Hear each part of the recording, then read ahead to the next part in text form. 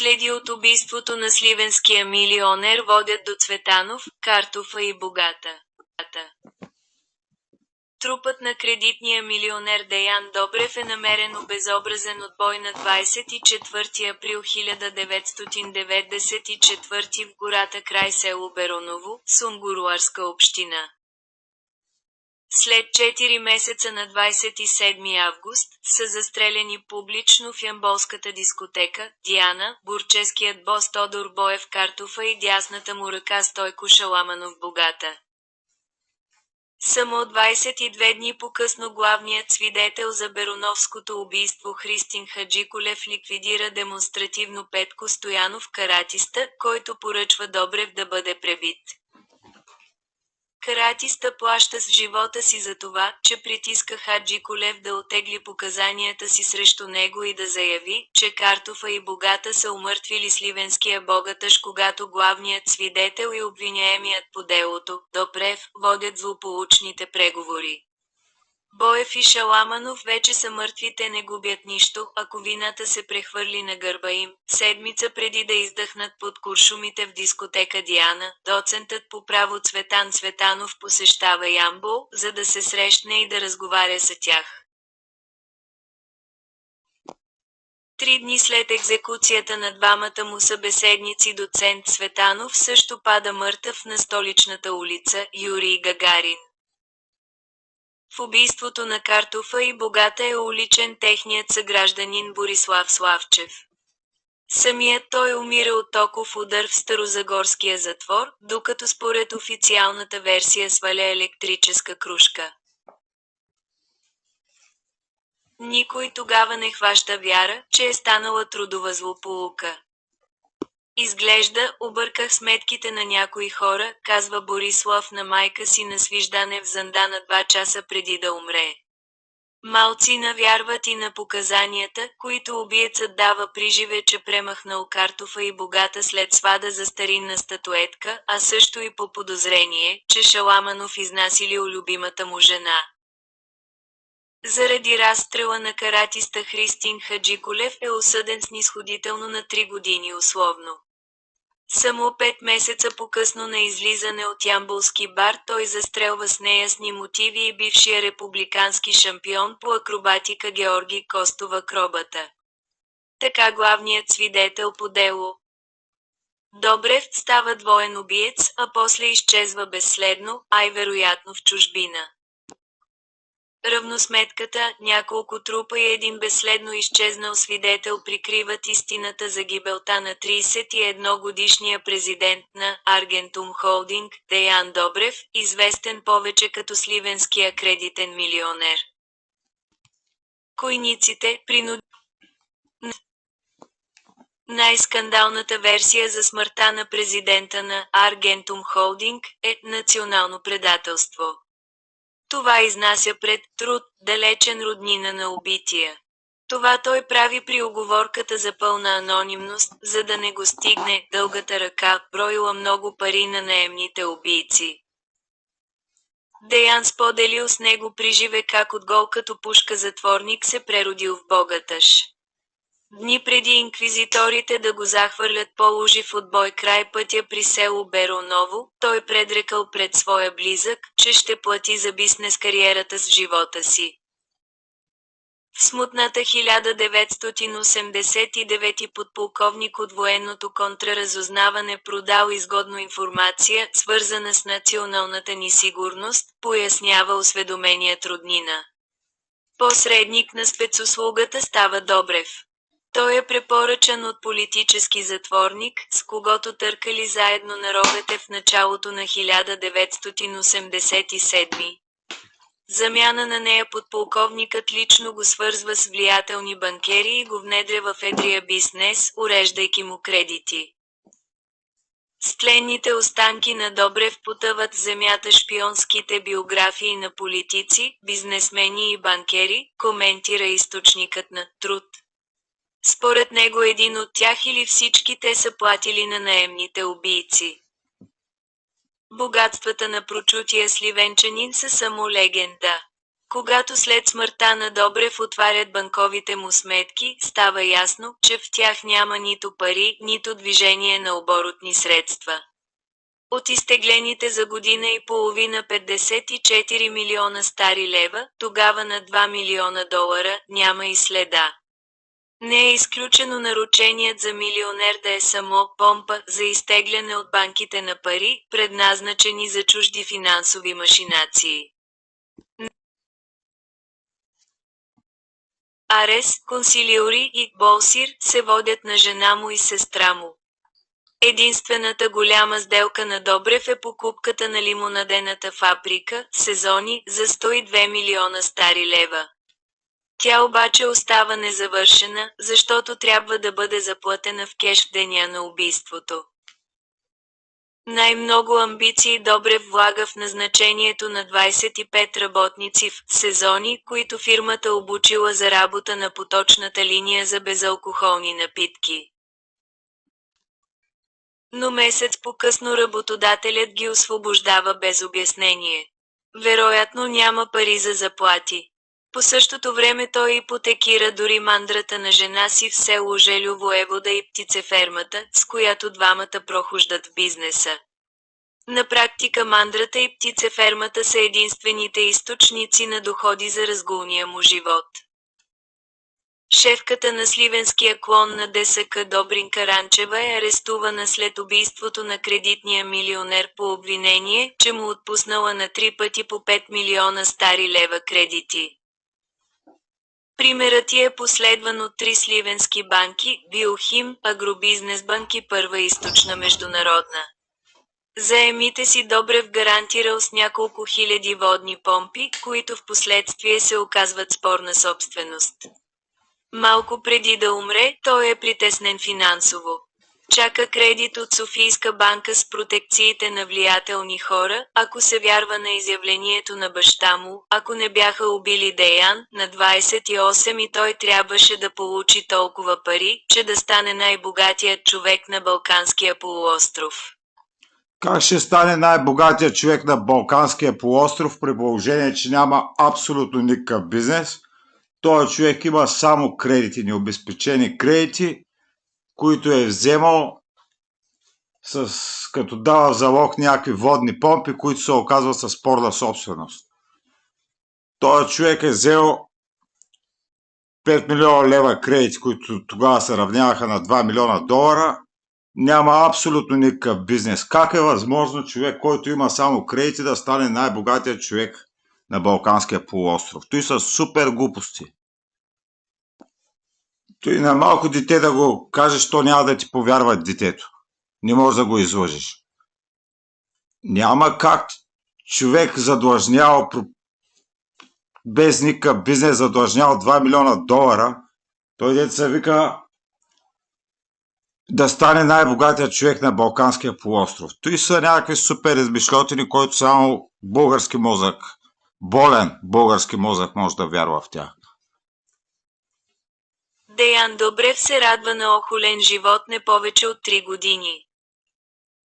Преди смъртта си става жертва на рекет. Само месец преди убийството пред хотел «Родина», в столицата неизвестни бандити отмъкват червената му Хонда, а после искат за нея 1 милион стари лева откуп. Самият президентски съвет. Ник Александър Димитров завежда Добрев да се ФРАНС с изнудвачите в ЧС БОП. Милионерът подава сигнал на вет мафиотите, но след размисъл не се появя повече при та след няколко дни получава обратно любимия си автомобил. За целта вероятно свъв платил. Но изнудвачите едва ли му прощават заграването с ченгетата. Преди да изчезне безследно, бодигардът на ямболската бингозала Хаджи Колев разказва още подробности за нощта на убийството. Поживял си и 2 години на щатска сметка и после направо са го размазали. При окръжния прокурор Руско Карагогов главният свидетел бил заведен от Картофа. Публична тайна е, че бившият състезател по борба Боев има криминално досие и прави услуги на полицията. Той уговорил Хаджи Колев да свидетелства, че каратиста и неговите хора са причинили смъртта на Деян Добрев. Аз си мисля, че тези деца го уреждали да взема кредитите, те сигурно са му го цакали, директно са го цакали. 50% са му вземали от кредита минимум, за да му го уредят. Рече на $2 милиона, може би платил $1 милион на хората, уреждащи му кредита. И той е фактически набутан още преди да е взел параляка. По това време Картофа и каратиста предвождали противникови, борчески групировки. Обвинението срещу Николай Джеджев, Николай Николов Мазния и Петър Станчев се позовава главно на обясненията на Хаджи Колев. Според тях тримата ямболски охранители тръгват за Сливен на разговор с Добрев и пътюм качват Хаджи Колев да им помага. 4 пристигат в Сливен с Ауди с илистренска регистрация. Те отсядат в бар Хавана, а после разпознават Деян пред бар Театър и си кимат, това е човекът. Мазния го пресреща, разменя с него няколко думи. После двамата с Деян се качват в червената Хонда на милионера. Ето и са есенските убийци на Деян Добрев. Мазния и това. Защото после имаш спекулации, че са Тодор Боев Картофа и Стойко Шаламанов, но те бяха набедени чак след като ги убиват тях двамата. Тях двамата ги убива двойния убиец Борислав Славчев, който умира от толкова удар, докато сменя кружка в килията си в затвора. Те, че между двете убийства няма нищо общо. Единствено, че тия двамата борци, Тодор Боев Картофа и Стойко Шаламанов, са набедени. След като ги убива тях двамата, най-лесно мъртъв човек да го набедиш, че е убил някой друг. А истинските убийци са Мазния и това. Като казах Мазния, сега ще ви изкарам снимка на Мазния. Ето го Мазния. Ама Мазния под прикритие. След 200 метра спират и преместват Добрев в Аудито. Единствено, че тия двамата борци, Тодор Боев Картофа и Стойко Шаламанов, са набедени. След като ги убива тях двамата, най-лесно мъртъв човек да го набедиш, че е убил някой друг. А истинските убийци са Мазния и това. Като казах Мазния, сега ще ви изкарам снимка на Мазния. Ето го Мазния. Ама Мазния под прикритие. След 200 метра спират и преместват Добрев в Аудито. В колата Хаджи Колев иззема от Добрев автоматичния му пистолет, а Мазния слага черна лепенка на очите му. Деян не се противи. През площад Мата Аслана и по Бул Христо Ботев, автомобилите ват на пътя за Ямбол. Слагат белезници на ръцете на Добрев и според Хаджи Колев му нанасят първия побой с ръце, крака и щанга, взета от багажника на Хондата. По-късно тръгват към Елхово. Близо до Каравеловото ханче оставят Хаджи Колев с пребития вече Добрев на пътя и продължават с двете коли в неизвестна посока. Добрев лежи на земята и не може да се изправи от болки. Хаджи Колев се опитва да го довлече до пътя с помощта на кожения му колан, но той се скъсва. След час убийците се връщат с Аудито, натъпват Добрев в багажника, а самите те сядат в колата. Когато се отправят за Сунгуруаре през Котленския Балкан, на избрано място спират и отново го бият. След час убийците се връщат с Аудито, натъпват Добрев в багажника, а самите те сядат в колата. Когато се отправят за Сунгуруаре през Котленския Балкан, на избрано място спират и отново го бият. Скачат с крака отгоре му, млатят го с щангата. Мазния стреля 2 пъти с пистолет край главата на пребития. Всичко е ясно. Мазния е основният убиец на Деян Добрев. На зазоряване насилниците се прибират в Ямбол, след като оставят полумъртвия Деян край пътя за Бероново на разклона за село Скала. Всичко е готово, рапортува Мазния, когато побойниците посещават за доклад дома на каратиста. В утринните часове пребитият е открит от пътуващите към поделението си военни и от кмета на близкото село. Добрев е още жив, агонизира. Минувачите го завиват с палто и викат линейка. В утринните часове пребитият е открит от пътуващите към поделението си военни и от кмета на близкото село. Добрев е още жив, агонизира. Минувачите го завиват с палто и викат линейка. В болницата на Сунгуруаре установяват, че е вече мъртъв. Смъртта е причинена от разкъсване на белите дробове, счупване на гръдната кост и ребрата, остра дихателна недостатъчност и напрегнат пневмоторакс, става ясно при аутопсията.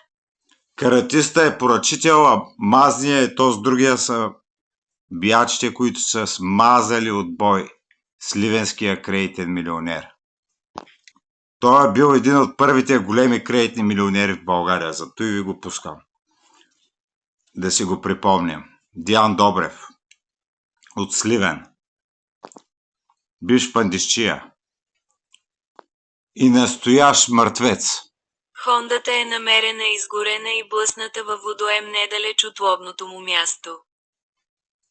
Близо 2 години делото Добрев се прехвърля като горещ картоф в различни следствени служби, прокуратури и съдилища.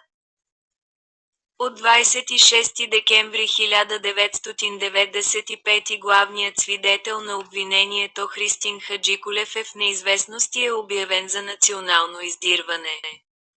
През втората половина на 1996 се появяват неофициални съобщения, че бил открит от Интерпол и се намирал в унгарската столица. Няколко съдебни заседания се отлагат заради неговото отсъствие. Магистратите, загубили търпение, смятат, че вместо самия Хаджи Колев могат да извадят в съда подписаните преди това от самия него показания. Кой съд ще повярва обаче на един двоен убиец, пита адвокатът на подсъдимите Димитър Пантелеев. Аре сега и аз да попитам. Той е Велин Добрев, който беше основният свидетел срещу братята Красимир и Николай Маринов Марганите. Когато ги съдиха, че уж са им поръчвали някакви убийства, а тези двамата свидетели нито не са ги виждали и не ги познават лично. А те чрез посредник им били дали пари да наемат някакви гаражи, да купуват някакви оръжия, им дали поръчка за 3 убийства, нали ги обвини прокуратурата. За Любен Гоцев убийството, за Иван Тодоров доктора и за Никола Дамянов бизнесмена близък до Тим. Иван Тодоров доктора го застреляха докато те бяха в ареста Маргините. Но да попитам този защитения свидетел, да попитам прокуратурата Велин Добрев, той не беше ли неимен убиец? Има 2 убийства зад гърба си преди това. През 1996 година е застрелял Валентин Алексиев в Лисицата от Враца. В София го застреля пред едно училище. Аз много добре помня. Все едно вчера беше. И през 1998 година застреля портиера на казиното във Враца Империал. Казиното на Валтер Папаски, Искрен Пецов. И двете убийства са поръчител Валтер Папаски. Тото и нещо е доказано пред съда и той човека лежа в затвора, за което Велин Добрев и той лежа с партията си. Били лъжеца ли къв беше? И двамата лежаха по 8 години затвор за убийството на Лисицата. Сега това са доказани убийства. И същите тия хероинови наркомани, двоен убиец Велин Добрев, го направиха защитен свидетел същата тая прокуратура. Което ми напомня за Николай Генов Тавата. Той няма ли убийства зад гърба си? Аз още сега мога да му изкарам няколко убийства. Защо той е защитен свидетел? И 20 човека в затвора вкара той. При положение, че неблагонадежен, като Велин Добрев, хероинов наркоман, с няколко убийства зад гърба си, това ли са свидетелите благонадежни на българската прокуратура? Йоля Мишок, Боби Мишката, още ли не си подал оставката? Повече въпроси нямам. Ще продължим и накрая да завършим така с Диан Добрев и ще продължим следващото видео с едно двойно убийство, ама то покрай него ще излязат още няколко. Някой има интерес Христин Хаджиколев да не бъде намерен, предполагат още защитниците по делото. Пред Деян приживе се кланят десетки първенци и парвенюта. А в деня на неговото погребение в родното му село Желю воевода цари гробно мълчание. Сега само скъпият паметник в бедното селско гробище напомня за нерадостната му участ. Ето и ще му остане на сливенския кредитен милионер. Луксозния му паметник на гроба. Той ма съмнява е давал голям процент от тия кредити още в момента, преди да му го отпуснат на тия хора, които са ме уреждали кредитите. Я пил 2 години и после са му и бале майката. Той беше един от първите големи кредитни милионери, дори първия мисля, че когото го последва нерадостната участ. И дори ще направя един анонс за следващото видео. Очаквайте двойно убийство. Ще е много интересно. Гледайте го, със сигурност ще ви е много интересно. Стана дума за убийството на ямболските борци Тодор Боев Картофа и Стойко Шаламанов Богата. Само че покрай това двойно убийство ще излязат още няколко. Вие сте с канала DSNQ Official. Благодаря за вниманието.